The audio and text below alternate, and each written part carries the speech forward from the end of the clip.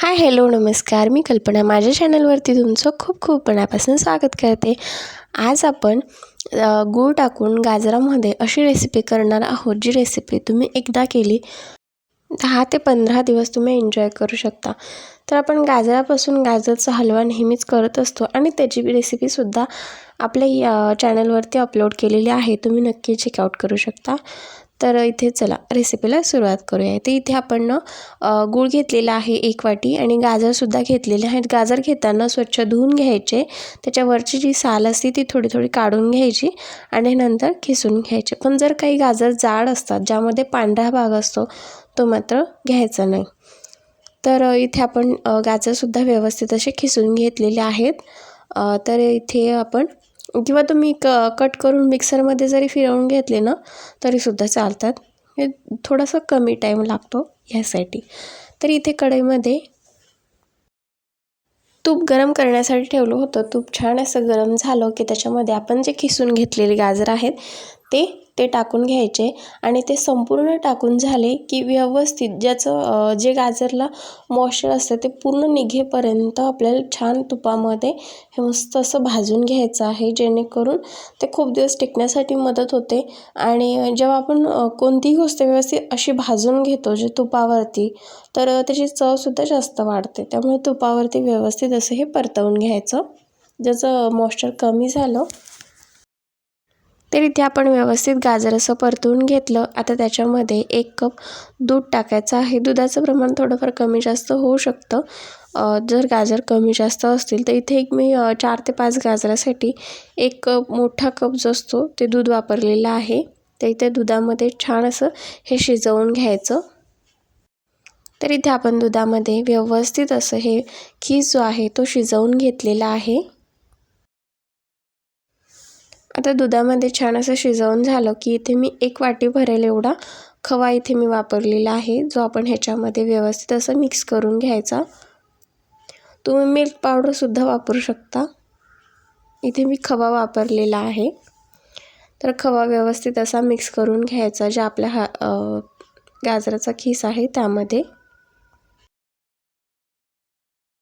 गुठळ्या राहणार नाही इथपर्यंत आपण हे व्यवस्थित असं खवा जो आहे गाजरच्या खिसामध्ये मिक्स करून घ्यायचा आणि 1 वाटी इथे गूळ वापरलेला आहे, तो आता मिक्स करून घ्यायचा. जर तुम्ही गुळाच्या ऐवजी जर तुम्हाला साखर वापरायची असेल तरीसुद्धा चालते, तुम्ही साखरसुद्धा वापरू शकता. आता गूळ आणि हे व्यवस्थित सगळं मिक्स करून घ्यायचं. आता गूळ जर टाकला तर त्याला पाणी सुटल्यासारखं होतं, त्यामुळे जे काही मिश्रण आहे ते पातळ होण्याची शक्यता असते. तरीसुद्धा हे व्यवस्थित असं मिक्स करून घ्यायचं. तर इथे तुम्ही बघू शकता मिश्रण असं पातळ झालेलं आहे, पण हे मिश्रण छान असं घट्टसर होईपर्यंत आपल्याला हे शिजवून घ्यायचं आहे. तर जे आपण गूळ वापरलेलं आहे त्याचं एक छान अशी चिक्की टाईप असं होतं, म्हणजे असं घट्टसरपणा त्याला येतो आणि जर आपल्याला वड्या ज्या पाडायच्या आहेत त्यासुद्धा व्यवस्थित पाडता येतात. त्यामुळे हे मिश्रण घट्ट होईपर्यंत व्यवस्थित आपल्याला शिजवून घ्यायचं आहे. तर इथे आपलं मिश्रण बऱ्यापैकी खूप असं घट्टसर झालेलं आहे आणि जसं थंड होईल ना तसंसुद्धा हे मिश्रण थंड होतं, कारण त्याच्यामध्ये आपण गूळ वापरलेला आहे. तर इथे मी काजू बदाम तुमच्या आवडीप्रमाणे, जे सुका मेवा असतो तुमच्या आवडीप्रमाणे तुम्ही टाकू शकता. इथे मी थोडंसं काजू आणि बदामचे काप टाकलेले आहेत. आता हे सुद्धा मिक्स करून घेऊया. ह्या पद्धतीने मिक्स करून घ्यायचं आणि तुम्हाला जर आता आवडत नसतील वरूनसुद्धा तुम्ही घालू शकता आणि थोडीशी वेलची पावडर घालायची, त्यामुळे चव अजून छान येते. आता इथे एक प्लेट घेतलेली आहे आणि प्लेटला तूप लावून घ्यायचं, जेणेकरून जे मिश्रण टाकल्यानंतर ते व्यवस्थित पसरलं की आपल्या वड्या ज्या आहेत व्यवस्थित अशा सेट होतात आणि निघण्यासाठी सुद्धा मदत होते, त्या प्लेटला अशा चिटकून पडत नाही. तर इथे आता हे गरम मिश्रण आहे, त्यामुळे आपल्या एक उलथणी जे आपण ज्याने हलवलं त्यानेच हे मिश्रण ह्याच्यावरती ओतून घ्यायचं. आता हे मिश्रण सगळं आपण ह्याच्यामध्ये काढून घेतलेलं आहे.